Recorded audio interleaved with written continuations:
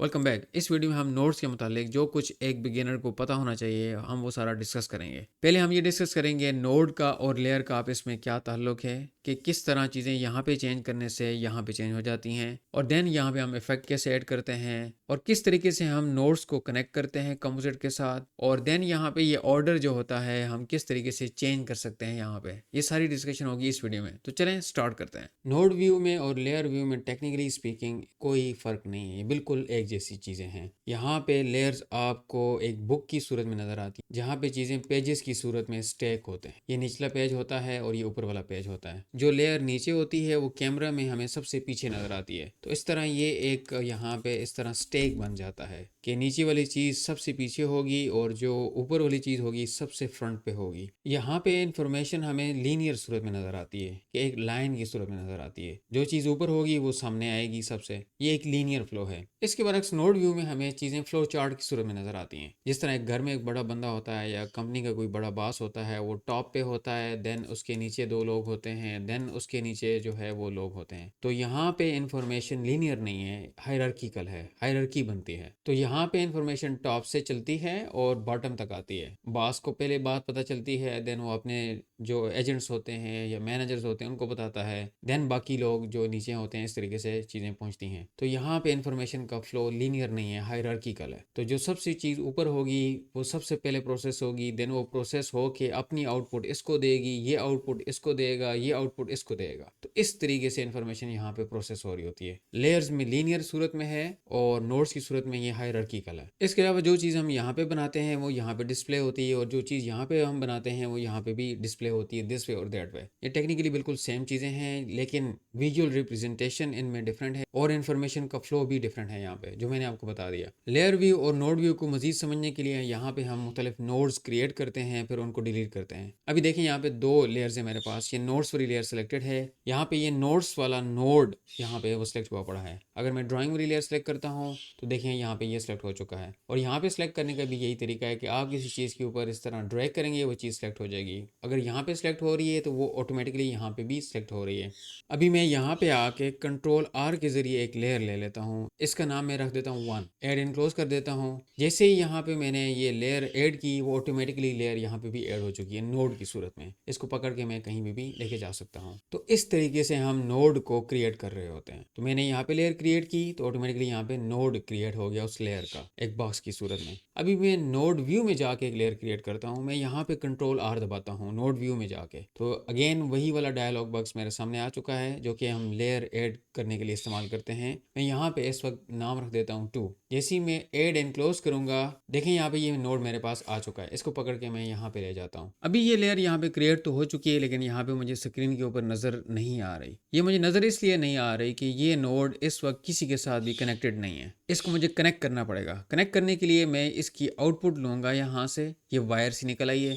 इसको पकड़ के मैं कंपोजिट के ऊपर जैसे ही इसको साथ जोड़ूंगा तो ये लेयर मुझे यहाँ पे अवेलेबल हो गई है। ये लेयर 1 थी, अभी यहाँ पे ये लेयर 2 आ चुकी है। अभी मैं नोड व्यू में जाके कंट्रोल आर दोबारा करता हूँ। मैं यहाँ पे इस वक्त 3 ऐड कर देता हूँ, एक और लेयर ऐड कर देता हूँ। ये लेयर यहाँ पे ऐड हो चुकी है नोड की सूरत में, लेकिन अगेन ये मुझे विजिबल नहीं है। विजिबल करने के लिए दोबारा मैं इस वायर को खींच के यहाँ पे इसके साथ कनेक्ट करूंगा तो यहाँ पे ये लेयर 3 मुझे अभी अवेलेबल हो गई है। तो इस तरीके से हम नोड को क्रिएट करते हैं। अगर अभी मैं लेयर 1 को सिलेक्ट करके इसके ऊपर एक पैग ले लूँ तो देखें यहाँ पे ये पैग भी मेरे पास आ चुका है। इस पैग को पकड़ के मैं यहाँ पे इस तरह रख सकता हूँ। देखिए ये हायरार्की बन रही है कि पैग टॉप पे है, पैग के ऊपर जो कुछ होगा पहले पैग पे होगा, पैग के जरिए देन यहाँ से आएगा। तो पैग इन्फ्लुएंस करेगा इसको। ये यहाँ पे पावर में है, ये बॉस है और ये उसका एम्प्लॉई है। ये डिसाइड करेगा इसके साथ क्या होना है। तो पैग ज्यादा पावरफुल होता है, तो पैग हायरार्की में टॉप पे होता है। पैग की आउटपुट इसकी इनपुट बनेगी। तो यहाँ पे भी हमने ये देख लिया था, ये हायरार्की इसी तरह ही है कि लेयर के ऊपर एक एनवेलप बन जाता है जिसे हम पैग कह रहे होते हैं। वो डिटेल से हम डिस्कस कर चुके हैं प्रीवियस वीडियोस में। तो ये पैग की हायरार्की इस तरह है। तो इस तरह के नोड्स को हम ट्रांसफॉर्मर्स कह रहे होते हैं। ये ट्रांसफॉर्म करते हैं हमारी ड्राइंग्स को। तो ये एक और टाइप का नोड है। बिकॉज पैग के अंदर कोई भी ड्राइंग मौजूद नहीं होती, इस वजह से यहाँ पे इसका थंबनेल भी आप नहीं देख सकते। इसकी प्रॉपर्टीज होती हैं, इसका नेम होता है, इसकी पोर्ट्स होती हैं, तो इस वजह से यहाँ पे पैग का कोई भी थंबनेल नहीं होगा। अभी मैं नोड व्यू में जाके इन लेयर्स के ऊपर भी पैग ऐड करता हूँ। मैं इसको सेलेक्ट करूंगा, मेरी लेयर यहाँ पे पे भी सिलेक्ट हो गई है। इसको सिलेक्ट होने के बाद मैं कंट्रोल P करूंगा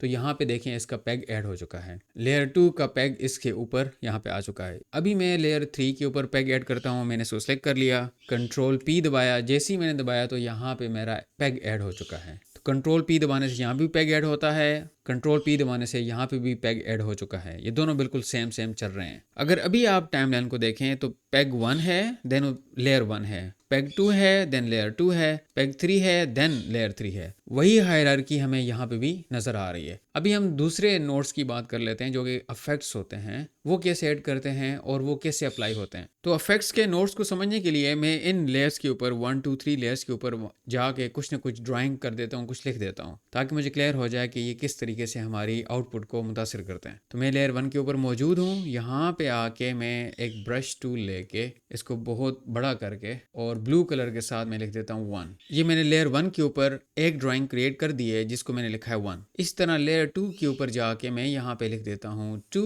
और फिर लेयर 3 के ऊपर ये ड्राइंग्स मौजूद हैं। कंट्रोल A करके मैंने डिलीट कर दिया इन ड्राइंग्स को, और कैमरा व्यू को मैं थोड़ा सा इस तरह कर देता हूँ और कर दिया यहाँ पे मैंने 3। अभी मेरी लेयर 1 के ऊपर 1 लिखा हुआ है, लेयर 2 के ऊपर 2 लिखा हुआ है, लेयर 3 के ऊपर 3 लिखा हुआ है। अभी सिलेक्ट टूल सेलेक्ट करके इन ड्राइंग्स को बिल्कुल मैं सेंटर में ले आता हूँ। अभी मैं यहाँ पे एक और टाइप का नोड ऐड करने जा रहा हूँ। नोड लाइब्रेरी में जाता हूँ। अभी यहाँ से हम कोई इफेक्ट इसके ऊपर लेयर के ऊपर लगाते हैं। फॉर एग्जांपल मैं यहाँ पे ग्लो ले लेता हूँ। मैंने ग्लो सर्च किया, ये ग्लो मेरे पास आ गया। ये इफेक्ट है जो कि इस लेयर के ऊपर मैं लगाऊंगा, किसी भी लेयर के ऊपर। इसको पकड़ के मैं यहाँ पे ले आया, ये यहाँ पे अवेलेबल हो गया मुझे। अभी मैं चाहता हूँ कि इसका इम्पैक्ट किसी लेयर के ऊपर पड़े, तो इसको मुझे कनेक्ट करना पड़ेगा। कनेक्ट करने का बहुत आसान तरीका है। इसको सिलेक्ट करेंगे, आल्ट दबाएंगे, और जैसे ही इस वायर के करीब लेके आएंगे, इस केबल के करीब लेके आएंगे, ये ऑटोमेटिकली यहाँ पे कनेक्ट हो जाएगा। आप छोड़ देंगे तो ये ग्लो इसके ऊपर लग चुका है। जो भी इसकी सेटिंग्स मैंने प्रीवियस यूज किया था वही सेटिंग इसके ऊपर अप्लाई हो चुकी हैं। तो ये ग्लो की सेटिंग यहाँ पे इसके ऊपर लग चुकी हैं। अभी ये ड्राइंग मुतासिर नहीं हुई, बल्कि इसके ऊपर एक और इफेक्ट लग चुका है जो कि सिर्फ ग्लो है। अगर आप अभी टाइमलाइन में जाएं और देखें, यहाँ पे ये ग्लो इफेक्ट इस लेयर के ऊपर लग चुका है जो यहाँ पे विजिबल है लेयर की सूरत में, और देन यहाँ पे ये एक नोड की सूरत में अवेलेबल है। इसकी प्रॉपर्टीज चेंज करनी हो तो यहाँ पे क्लिक करेंगे तो अगेन इसकी सारी प्रॉपर्टीज यहाँ पे अवेलेबल हो जाएंगी, जो कि हम फ्यूचर में एडवांस में जाके डिस्कस करेंगे। तो अभी हमने देख लिया कि किस तरीके से हम मुख्तलिफ नोड्स को ऐड कर सकते हैं। अभी हम बात कर लेते हैं नोड्स को डिलीट करने की। बहुत आसान तरीका है। किसी भी नोड को डिलीट करना हो, आप उसको रेक्टेंगल के जरिए यहाँ पे सिलेक्ट करेंगे और देन कीबोर्ड से डिलीट दबा देंगे। जैसे ही डिलीट दबाएंगे वो नोड यहाँ से डिलीट हो जाएगा, वो यहाँ से भी डिलीट हो जाएगा। अभी मैं लेयर 2 के ऊपर जो ग्लो लगाया था इसको डिलीट करना चाहता हूँ। मैं सिलेक्ट करके जैसे ही डिलीट का बटन दबाऊंगा तो ये डिलीट हो जाएगा। मेरी ड्राइंग ओरिजिनल हालत में वापस आ चुकी है। इसके ऊपर जो इफेक्ट लगा था वो यहाँ से गायब हो चुका है। अभी हम देख लेते हैं कि नोड व्यू में जाके किसी चीज को इनेबल या डिसेबल कैसे किया जा सकता है। लेयर्स में हमारे पास ये आईज का ऑप्शन होता है। आप जैसे ही किसी आई के ऊपर क्लिक करेंगे वो लेयर आपकी यहाँ से डिसेबल हो जाएगी, और जैसे ही आपने डिसेबल की देखें वो यहाँ पे रेड हो गई है। रेड का ये मतलब है इस वक्त कि इस प्रोजेक्ट में इस वक्त ये नजर नहीं आ रही, ये हाइड हुई पड़ी है। तो नोड व्यू में आप किसी चीज को हाइड कैसे करते हैं? आप किसी चीज को सिलेक्ट करेंगे और देन आप डी की दबाएंगे, डीएक्टिवेट कर देंगे। डी का मतलब यहाँ पे डीएक्टिवेट कह सकते हैं आप जैसे डी दबाएंगे तो ये देखें रेड हो चुका है, मतलब कि ये यहाँ पे अभी विजिबल नहीं है। तो नोड व्यू में डी दबाने से चीजें डिसेबल हो जाती हैं। और अगर इनको वापस लाना हो तो आप ए दबाएंगे। आप जैसे ही ए दबाएंगे तो ये चीजें वापस आना शुरू हो जाएंगी। इसको पकड़ के मैं दोबारा ए दबाऊंगा तो ये यहाँ पे मुझे विजिबल हो जाएगी। ए दबाना और डी दबाना ऐसा ही है कि मैंने यहाँ पे आके इसको इनेबल और डिसेबल कर दिया। इसके अलावा यहाँ पे भी ये ऑप्शन अवेलेबल होते हैं, ये अभी डिसेबल हुए पड़े हैं। मैं जैसे किसी नोड को सिलेक्ट करूंगा तो यहाँ पे ये अवेलेबल हो जाएंगे मुझे। इसका मतलब है कि इनेबल करना, इसका मतलब है डिसेबल करना। तो इसको मैं अभी डिसेबल कर दिया, दोबारा इसको मैंने इनेबल कर दिया। तो यहाँ पे ये बटन भी हैं, ए और डी शॉर्टकट कीज भी आप इस्तेमाल कर सकते हैं। आप यहाँ पे आके भी इसको इनेबल या डिसेबल कर सकते हैं। आगे जाके आप देखेंगे कि जब हम नोड व्यू में काम कर रहे होंगे तो हम मोस्ट ऑफ द टाइम इस लेयर पैनल को इग्नोर कर रहे होंगे जब चीजें बना रहे होंगे। एनिमेशन के लिए ऑफ कोर्स इधर आना पड़ेगा हमें। अभी हम देख लेते हैं कि नोड व्यू में चीजें जूम इन जूम आउट कैसे कर सकते हैं। हम कैमरा व्यू में जाके माउस व्हील से जूम इन जूम आउट कर सकते हैं। तो यहाँ पे भी आके आप माउस व्हील से चीजें जूम इन जूम आउट कर सकते हैं।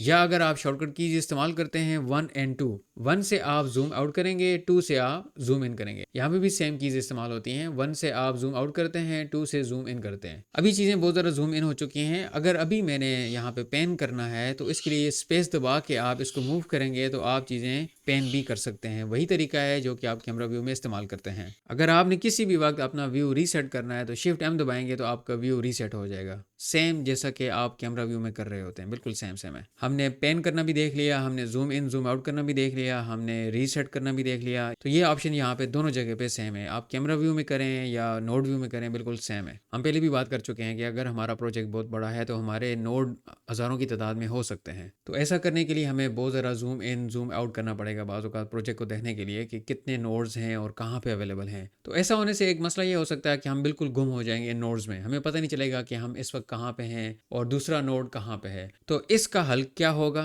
इसका हल हमें टून बूम हार्मनी वालों ने हमें नेविगेशन व्यू की सूरत में दिया हुआ है। आपका प्रोजेक्ट जितना बड़ा जूम इन जूम आउट करते रहेंगे तो ये नेविगेशन व्यू आपको बताएगा ओवरऑल पिक्चर कि आप इस वक्त कहाँ पे मौजूद हैं। फॉर एग्जांपल मैं यहाँ पे जाके 2 दबाना शुरू कर देता हूँ, ये मैं बहुत बड़ा इसको जूम इन कर दिया। देखिए मैं बिल्कुल एक डॉट की सूरत में यहाँ पे मौजूद हूँ और ये मुझे पूरा बता रहा है, पूरा मैप बता रहा है कि आपका पूरा प्रोजेक्ट इतना फैला हुआ है और आप इस नुक्ते की सूरत में यहाँ पे मौजूद हैं। अभी देखिए मैंने बहुत ज़्यादा जूम आउट कर दिया तो उसने मुझे बता दिया कि आप इस एरिया में इस वक्त मौजूद हैं। तो दोबारा रीसेट करने के लिए मैं शिफ्ट एम दबाऊंगा तो ये देखें रीसेट हो गया। अभी हमने ये सारा देख लिया कि नोड व्यू में किस तरह चीज़ें zoom in zoom out pan navigation किस तरह हो सकती है। अभी हमारी नोड व्यू के मुतालिक सिर्फ एक ही चीज़ रह गई है, वो है ऑर्डर, कि यहाँ पे लेयर का ऑर्डर और यहाँ पे कनेक्शन का ऑर्डर कैसे बनता है, क्या ये तरतीब हम अपनी मर्ज़ी से चेंज कर सकते हैं। हम पहले ये डिस्कस कर चुके हैं कि लेयर में जो चीज़ टॉप पे होती है वो कैमरे के फ्रंट के सामने हमें नज़र आती है, वो फ्रंट पे होती है, और जो लेयर सबसे नीचे होती है वो कैमरे के बिल्कुल आखिर में हमें नज़र आ रही होती है कैमरा व्यू में। और अगर हमने ये ऑर्डर चेंज करना हो, बहुत आसान तरीका है, हम ऑलरेडी देख चुके हैं कि हम यहाँ से ड्रैग करके इसको कहीं भी लेके जा सकते हैं। अभी ये ड्राइंग वाली लेयर मेरी सबसे टॉप पे आ गई है, कैमरे में सबसे फ्रंट पे आ गई है। इसी तरह मैं नोट्स वाली लेयर जो कि अभी यहाँ पे पीछे है, इसको पकड़ के मैं इस तरह कर दूं